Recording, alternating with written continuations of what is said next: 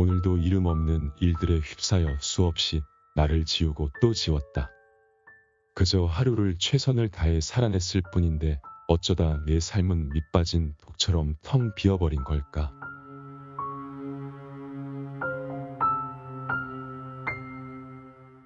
안녕하세요. 멜리플루언서입니다.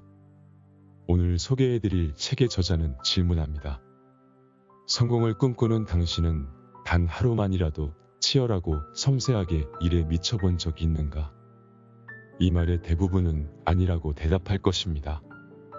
그렇다면 저자는 어떻게 일에 미치게 되었는지 함께 알아보겠습니다.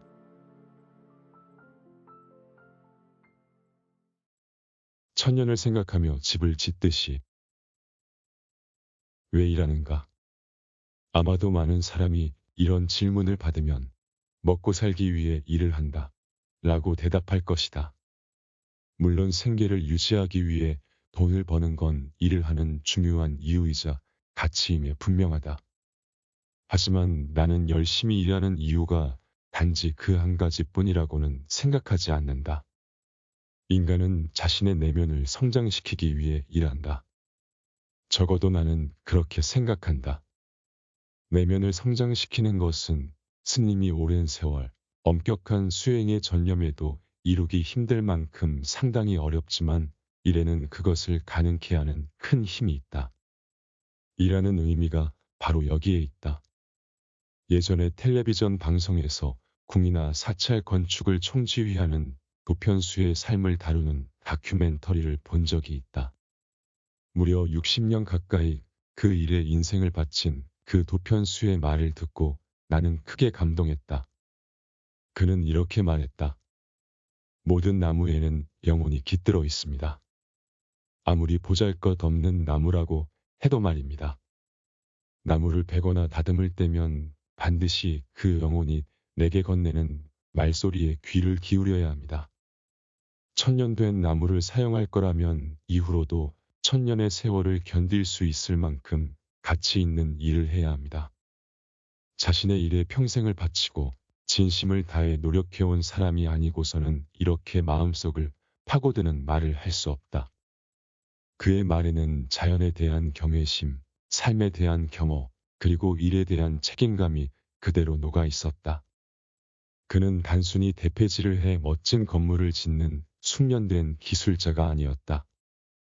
그에게 도편수의 일이란 인생을 바친 소명이자 내면을 단련하는 수련이고 높은 인격을 수양하는 훈련이었다. 그것은 내 마음가짐을 새롭게 하는 천년의 울림이었다. 그 도편수는 초등학교를 졸업한 후부터 70살이 넘을 때까지 줄곧 궁이나 사찰을 짓는 몫으로 일했다고 한다. 그 오랜 세월, 오직 한 가지 일에 전념하는 동안 괴롭고 힘든 일도 많았을 것이다. 당장이라도 다 그만두고 싶을 만큼 고생도 많이 했을 것이다. 그러나 그는 그러한 과정을 모두 이겨내고 그 누구도 넘볼 수 없는 도편수로 성장했다. 천년을 살아온 나무처럼 무수한 고난을 이겨내며 훌륭한 인격을 키워냈기에 그토록 울림이 있고 연륜이 느껴지는 말을 진심에서 꺼낼 수 있었으리라. 나는 이 도편수처럼 평생을 한 가지 일에만 전념하고 자신의 일을 진심으로 사랑하는 사람을 볼 때 깊은 감동을 느낀다. 한결같이 자신의 일을 올곧게 갈고 닦아온 사람만이 가질 수 있는 인격의 깊이와 흔들리지 않는 존재감을 마주할 때마다 일하는 것이 얼마나 고귀한 행위인지를 깨닫는다. 바로 그처럼 오늘을 살아가는 많은 사람이 자신의 일에 노력을 아끼지 않고 고생을 두려워하지 않으며 오직 순수한 마음으로 일에 몰두하기를 간절히 바란다. 만약 그가 단순히 먹고 살기 위해 일을 했다면 60년이라는 세월 동안 자신의 일을 지속할 수 있었을까? 자신의 일에 진지하게 임하지 않았다면 나무가 들려주는 말소리를 들을 수 있었을까? 절대 그럴 수 없었을 것이다. 때때로 일을 하다 보면 이런 의문이 가슴속에서 솟아난다. 대체 무엇을 위해 일하는 걸까? 그럴 때는 한 가지 사실을 떠올려 보라. 일하는 것은 우리의 내면을 단단하게 하고 마음을 갈고 닦으며 삶에서 가장 가치 있는 것을 손에 넣기 위한 행위라는 것을.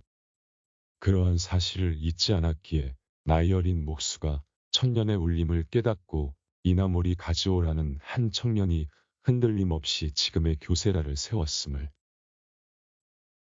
뉴브리튼 섬에서 배운 일의 의미. 인생을 잘 살아가기 위해서는 무엇보다 잘 일해야 한다. 지금으로부터 20여 년 전 독일 영사와 일에 관한 주제로 대담을 나누던 중 이런 말을 들었다. 노동의 진짜 의미는 자기가 맡은 일을 달성하고 실적을 내는 것뿐만 아니라 개인의 내면을 완성하는 과정이라고 생각합니다. 나는 그의 말에 전적으로 동감했다. 일을 하는 가장 큰 목적은 그 일을 하는 우리 자신의 마음을 연마하고 인성을 기르는 데 있다. 즉, 자신의 눈앞에 놓인 일에 온 힘을 다해 몰두한다면 우리는 내면을 갈고 닦아 깊고 두터운 인격을 갖출 수 있다. 이를 통해 인간은 성장한다. 하루하루 충실히 일에 매진하면서 자아를 확립하고 인격적 완성에 가까이 다가간다. 동서고금을 막론하고 그런 사례는 헤아릴 수 없이 많다. 세상에 나와 있는 위인전을 펼쳐 들어도 어김없이 그러한 사실을 확인할 수 있다.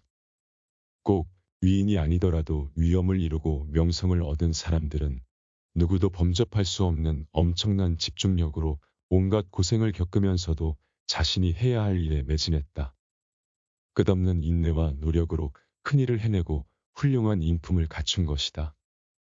남태평양 뉴브리튼 섬에 사는 어느 부족은 열심히 일하는 게 곧 삶의 미덕이라 여기며 살아간다. 이곳 사람들은 열심히 일하면 마음도 성장한다. 일의 성과는 올곧은 마음가짐에서 비롯된다라는 단순한 가치관으로 생활을 영위하고 있다. 그 마을은 화전농법으로 타로토란을 재배하며 살아간다. 이곳에서는 일하는 것이 고역이라는 개념이 조금도 존재하지 않는다. 마을 사람들이 일을 하며 추구하는 것은 일의 미적 성취와 인격 수양, 즉 일을 아름답게 완성하고 그 과정을 겪으며 인격을 연마하는 것이다. 마을 사람들은 밭의 배치, 작물의 수확량, 흙내음으로 일의 성과를 평가한다. 좋은 냄새가 나는 밭은 풍년이고 나쁜 냄새가 나는 곳은 결실이 없는 곳이라 변별하는 것이다. 이런 기준으로 평가를 해 농사를 훌륭하게 해낸 사람은 마을 사람 모두에게 인격이 높은 사람이라 평가받는다. 한마디로 노동의 결실인 수확을 통해 그 사람의 인격이 높고 낮은지를 평가하는 것이다. 뉴브리튼 섬 부족들에게 일이란 생존을 위한 양식을 얻는 수단인 동시에 마음을 연마하고 인격을 드높이는 과정이다. 그들은 부지런한 사람이 좋은 결실을 얻는다고 믿는다. 이는 오랜 세월 이어온 그들만의 삶의 기준이자 그들이 대대로 이어온 생존 방식이다. 그들의 삶을 토대로 볼 때 인품이 좋아야 가치 있는 일을 할 수 있다는 이 단순하지만 중요한 깨달음이 원시 사회부터 엄연히 존재했다는 것을 알 수 있다. 열심히 일하지 않고서는 살아갈 수 없는 원시 사회야말로 일에 대한 진짜 의미를 올바르게 이해하고 있는 것 같다. 인류에게 근대 문명을 안겨준 서양 사회에서는 일이란 곧 고역이라는 인식이 팽배했다. 구약성서의 서두에 나오는 아담과 이브의 일화만 봐도 명백히 알 수 있다. 인류의 시조인 아담과 이브는 신이 금지한 선악과를 따먹은 죄로 낙원인 에덴 동산에서 추방당했다. 낙원에서 살 때는 일할 필요가 없었지만 추방되고 난 후에는 먹을거리를 얻기 위해 힘겹게 일해야 했다. 이 유명한 이야기에는 인간이 소위 원죄를 갚기 위해 노동이라는 벌을 받았다는, 즉 일에 대한 부정적인 이미지와 의식이 깊게 깃들어 있다. 다시 말해 서양 사람들은 일은 고통으로 가득 차 있어서 피해야 할 행위라 여긴다. 바로 거기에서 일은 최대한 짧은 시간 안에 끝내고 보수는 최대한 많이 받는 게 좋다는 노동관이 생겨났다고도 생각할 수 있다. 서양과 달리 동양에는 이 같은 노동관이 없었다. 일은 분명 고생도 수반하지만 그 고생 이상으로 기쁨과 긍지 그리고 삶의 보람을 가져다주는 존엄한 행위라고 여겼다. 그래서 일찍이 동양에서는 무슨 직업을 가졌든 모두가 아침부터 저녁까지 불평 없이 일을 계속했다. 일회용품을 만드는 장인은 자신의 기술을 연마해 훌륭한 일회용품을 만드는 일에 이루 말할 수 없는 자긍심과 만족을 느꼈다. 일을 한다는 건 기술을 연마하는 것을 넘어 마음을 갈고 닦는 수행이며 더불어 자아 실현과 인격 형성을 이루는 정진의 과정이란 걸 알고 있었다. 하지만 지금은 우리가 지켜온 일에 대한 가치관도 크게 변화했다. 이 달라진 가치관이 바로 앞에서 말했던 일은 최대한 짧은 시간 안에 끝내고 보수는 최대한 많이 받는 게 좋다라는 사고방식이다. 간절한 몰입이 인생을 바꾼다. 물론 이렇게 말하는 나도 처음부터 일을 좋아한 것은 아니었다. 오히려 고생하면서 일하는 걸 당치도 않게 생각했다. 어린 시절에 아버지는 늘 젊었을 때 고생은 사서도 한다 라고 말씀하셨지만 그런 말을 들을 때마다 나는 돈을 줘도 고생 따위는 하고 싶지 않아요 라고 대꾸할 만큼 건방지고 제멋대로였다. 요즘 사람들과 마찬가지로 힘들게 일하고 고난을 이겨내면서 내면을 성장시킨다는 고리타분한 가르침을 귀담아 들으려 하지 않았다. 이를 통해 인격을 수양한다는 말도 한 귀로 듣고 흘려버렸다. 하지만 그런 나의 아니한 생각은 대학교를 졸업하고 입사한 쇼공업이란 낡고 초라한 회사에서 단박에 깨지고 말았다. 한때 쇼공업은 일본을 대표하는 고압조자 제조 회사였지만 내가 입사했을 때에는 그 위용은 온데간데 없고 월급도 제 날짜에 나오지 않는, 심지어 회사가 내일 당장 망해도 전혀 이상하지 않을 만큼 경영 상태가 최악이었다. 오너 일가의 경영권 싸움과 노동 분쟁도 끊이지 않았다. 자네 어쩌다 저런 망해가는 회사에 들어간다. 저런 회사에 계속 다니다가는 결혼도 못할 걸세. 심지어 근처에 있는 상점에 물건을 사러 가도 주인에게 동정을 받기 일쑤였다. 이런 상황이었기에 내 동기들은 입사 후 얼마 지나지 않아 모이기만 하면 의뢰 불평불만을 쏟아내곤 했다. 이런 회사에 들어왔다는 게 너무 창피해. 더 좋은 회사로 빨리 이직하고 싶어. 나는 극심한 경기 불황 속에서 대학 교수님의 소개로 간신히 들어온 회사였기에 처음에는 감사한 마음으로 다녔다. 원래 같았으면 감지덕지한 마음에 회사 험담 같은 건 입 밖에 낼 처지도 아니었다. 그런데 자꾸 회사에 대한 불만을 듣게 되니 젊고 철없던 나 역시 불평을 늘어놓기 시작했다. 회사를 소개해 주신 교수님에 대한 은혜도 잊은 채 아무런 성과도 올리지 못했으면서 불만만 터뜨린 것이었다.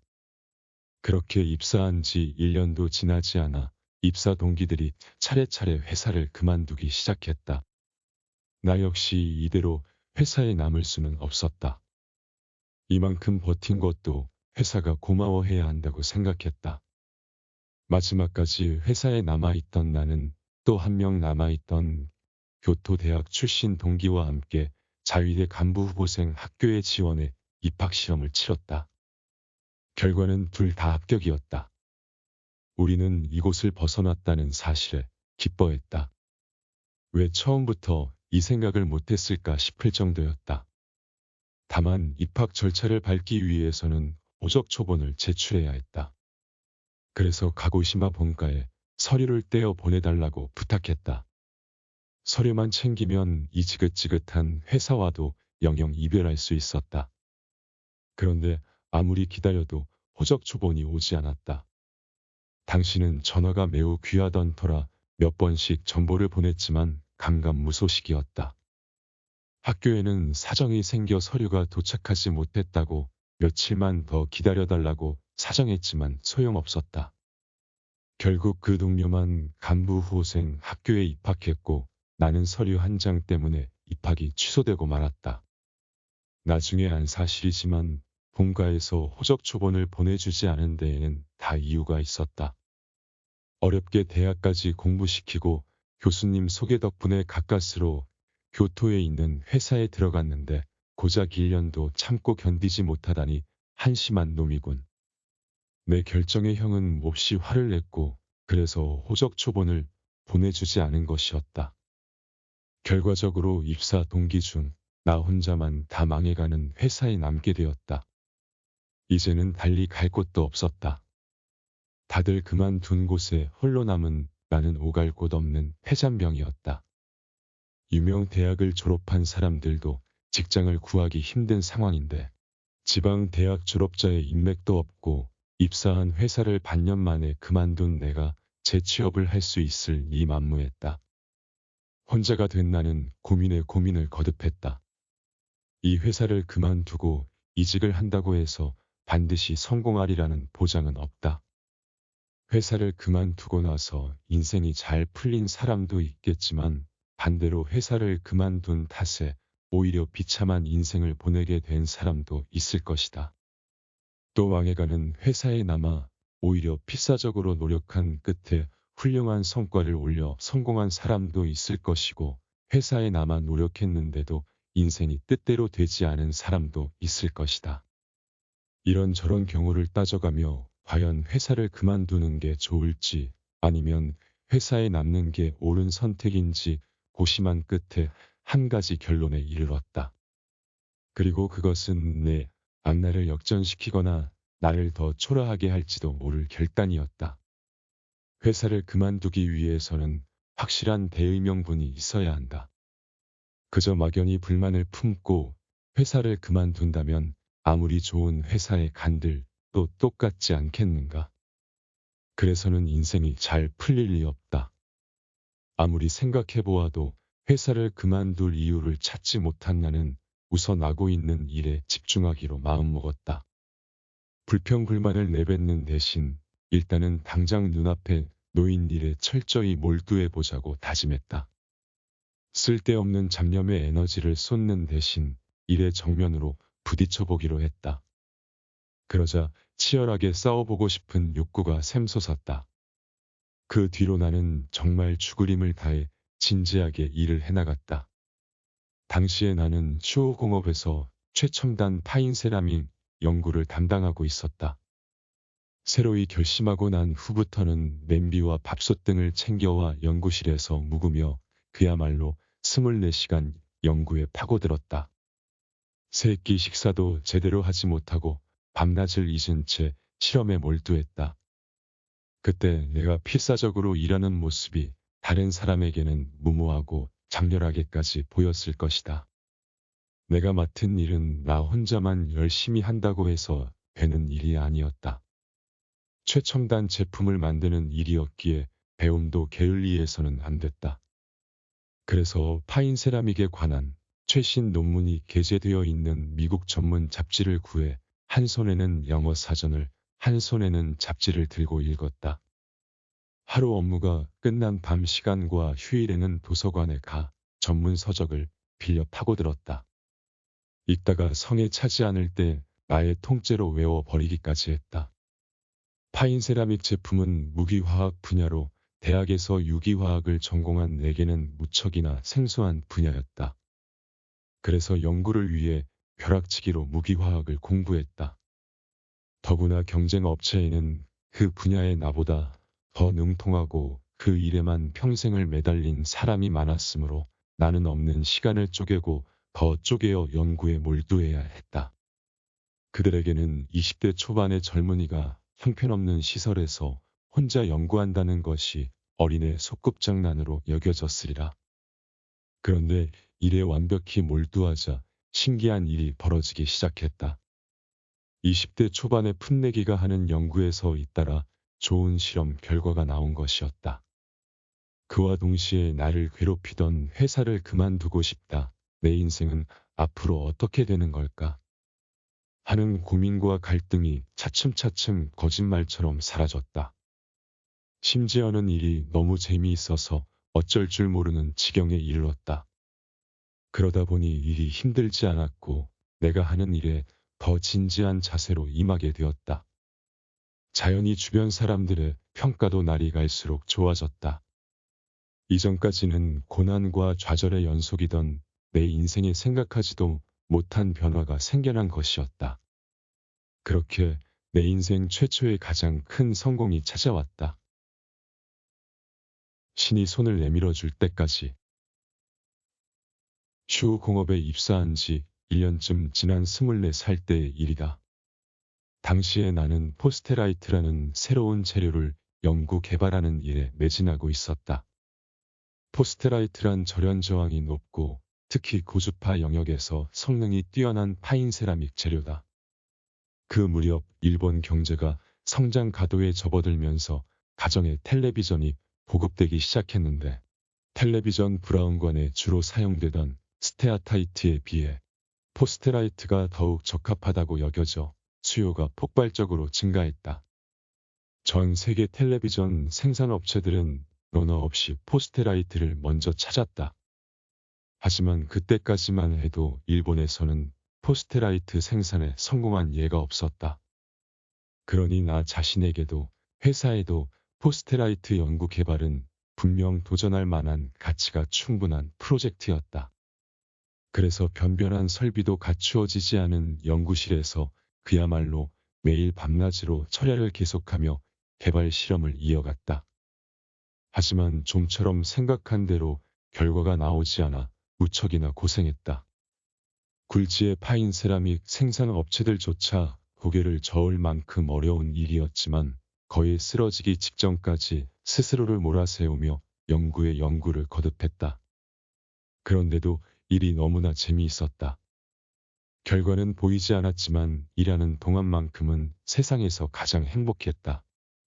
이렇게 일에 몰두할 수 있다는 것만으로도 얼마나 큰 축복인지 싶었다. 그렇게 나는 최선을 다해 밤낮 없이 실험에 몰두했다. 그러던 중 우연한 계기로 포스테라이트를 합성하는 데 성공했다. 당시 포스테라이트 합성에 성공한 회사는 내가 속한 회사와 미국의 제너럴 일렉트릭뿐이었다. 그 사실만으로도 내가 개발한 포스테라이트는 굉장한 주목을 받았다. 고주파 특성이 뛰어난 포스테라이트로 처음 개발에 도전한 제품은 마스시타 전기산업으로부터 주문을 받은 U자 캘시마라는 절연 부품이었다.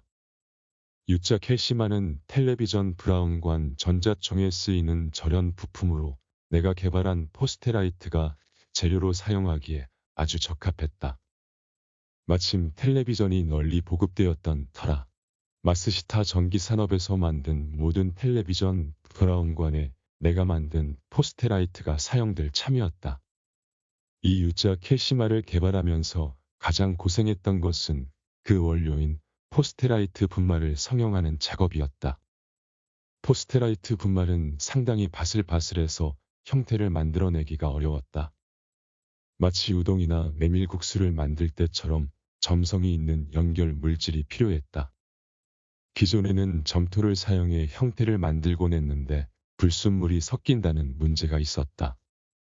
나는 매일 어떤 물질을 사용해야 이 문제를 해결할 수 있을지 골똘히 연구하느라 여념이 없었다.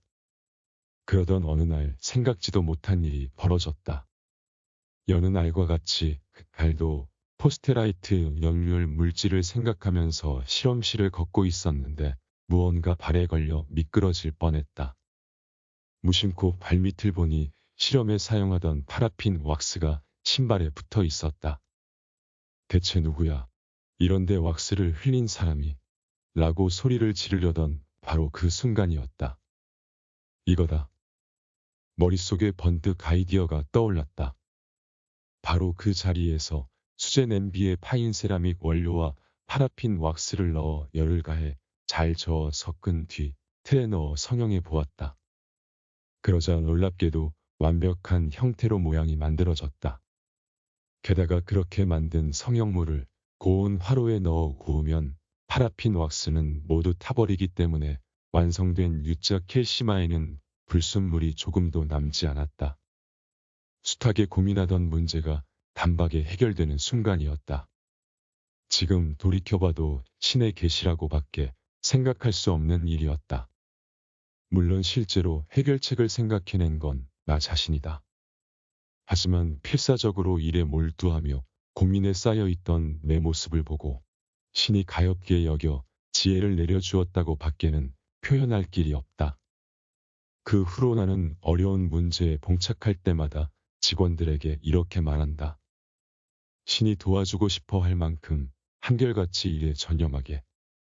그러면 아무리 고통스러운 순간에도 분명 신은 손을 내밀 것이고 반드시 성공할 수 있다네.